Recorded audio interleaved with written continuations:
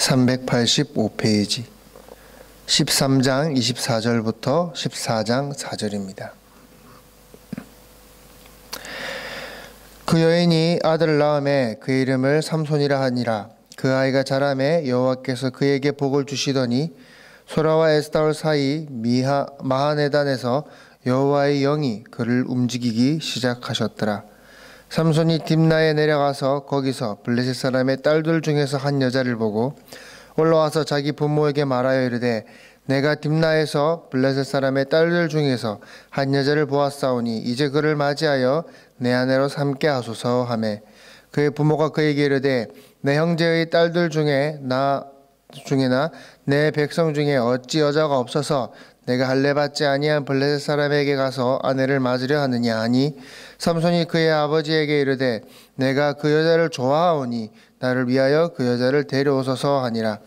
그때 블레셋 사람이 이스라엘을 다스린 까닭에 삼손이 틈을 타서 블레셋 사람을 치려 함이었으나 그의 부모는 이 일이 여호와께로부터 나온 것인 줄을 알지 못하였더라. 아멘. 사사기에 등장하는 그러한 사사들은 우리 인간의 자신의 이름을 드러내고 이 땅의 것들을 추구하고 이 땅 가운데 영광을 드러내고자 하는 그러한 죄인들을 상징합니다.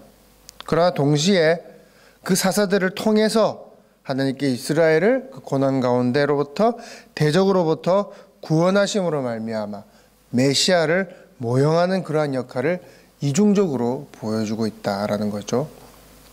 우리 그리스도인 또한 마찬가지입니다. 우리의 삶을 통해서 우리의 죄가 폭로되어집니다. 우리가 얼마나 죄인인지, 우리가 얼마나 악하고 연약한 자인지 하느님 앞에 폭로되어집니다. 그리고 또한 동시에 우리는 그리스도인의 삶을 살아가게 되는 것입니다.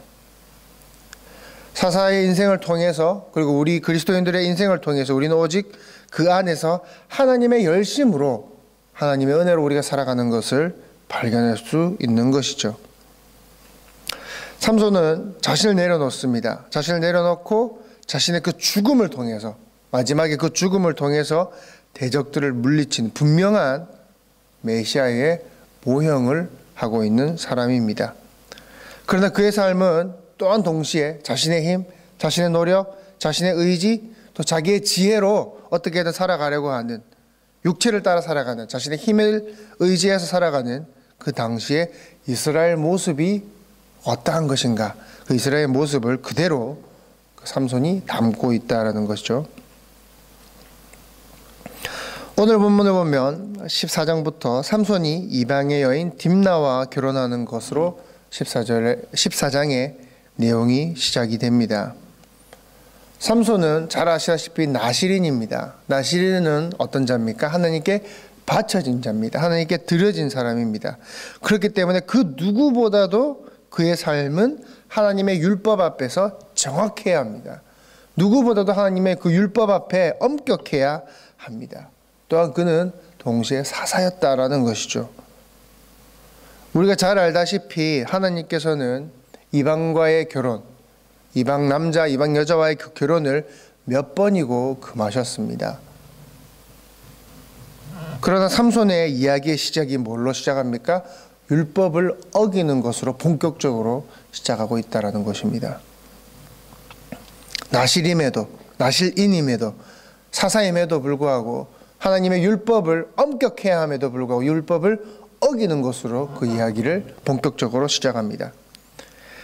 하나님께서 이방 여인과의 결혼을 금하셨습니다. 그 금하신 이유는 거룩한 신부로서 우리가 하나님만을 사랑하고 하나님만을 바라봐야 한다라는 것을 상징하는 것이죠. 그러나 자신의 육적 관심과 그 요구를 따라가는 삼손이었습니다. 그 삼손은 결국 블레셋 여인 딥나를 찾아가게 됩니다.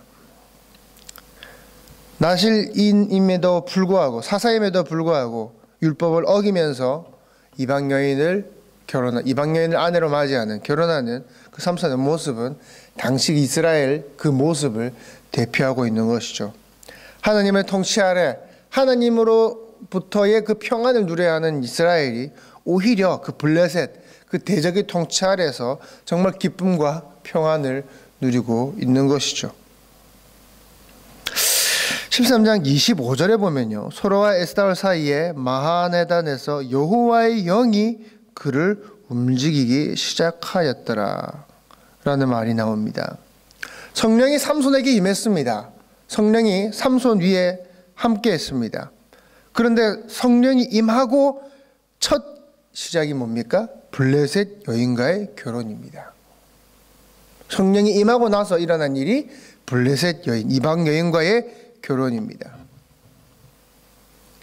그것이 또한 하나님의 계획이었다라는 것이죠. 이렇게 생각합니다. 아니, 이 죄 짓는 것이, 율법을 어기는 것이 어떻게 하나님의 계획일 수가 있지? 성령이 임한 자가, 성령이 임했는데 어떻게 하나님의 율법을 어길 수가 있는 것이지?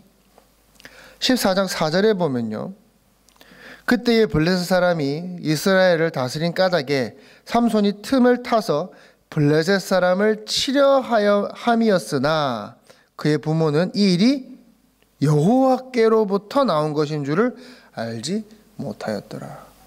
여호와께로부터 나온 것인 줄 알지 못하였더라. 딥나 여인과 결혼한 것이, 블레셋 여인, 이방 여인과 결혼한 것이, 율법을 어기면서 블레셋 여인과 결혼한 것이 여호와로부터 나온 것이다 라고 성경은 분명히 이야기를 하고 있습니다.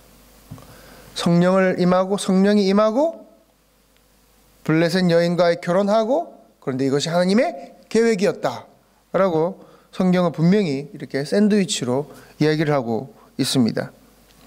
하나님께서 하나님께서 그 우상과 간음을 하고 있는 이스라엘, 그 이스라엘을 구원하기 위해서 하나님께서 구원자를 보내십니다. 근데 그 구원자를 보내셔서 그 이스라엘 민족을 구원하는 방법이 뭡니까? 이방 여인과의 결혼이다라는 것이죠. 말씀이 이야기하고자 하는 것은 무엇입니까? 하나님께서는요, 모든 것을 결국에 합력해서 선을 이루시는 분이다라는 것이죠. 내 죄 아무도 모르겠지? 하나님께서 내가 죄 짓는 걸 예상 못 하셨겠지? 하나님께서 내가 죄를 짓는 거, 이런 거 전혀 하나님의 계획이 없었겠지? 그럴 리가 있겠습니까? 전지전능하신 하나님이신데요, 우리 모든 발걸음을 알고 또한 예상하고 계획하신 분이십니다. 그런데 하나님은요, 그 죄를 결국에 선으로 바꾸시는 분이다라는 것을 우리는 또한 기억해야 합니다. 지금 우리가 죄를 짓고 있는 것이, 지금 우리가 범죄하는 것이 괜찮다라고 말하는 것이 절대로 아닙니다. 그것마저 하나님께서 사용하신다라는 것입니다. 우리의 연약함마저, 우리의 악함마저, 우리의 범죄함마저, 그것마저 하나님께서 사용하셔서 다시 일으키신다, 다시 선을 이루신다라는 것입니다. 그렇기 때문에 하나님은 우리가 돌아서기를 기다리시는 것이죠. 우리가 회개한 만큼 하나님께서는 거룩한 선으로 다시 바꾸시는 것입니다. 어찌 보면 유다가 예수 그리스도를 십자가에 못 박도록 파는 것, 그것마저 하나님께서는 선으로 바꾸시는 분이셨습니다. 지금 우리의 모습을 보면 부족할 수밖에 없습니다. 연약할 수밖에 없습니다. 매일 죄짓고 매일 똑같은 죄를 반복하는 연약한 우리의 모습입니다. 그러나 우리의 그 모든 것마저, 우리의 그런 연약함마저 하나님께서는 결국 선으로 바꾸실 것입니다. 우리는 그 하나님을 기대해야 하는 것입니다. 기도하겠습니다.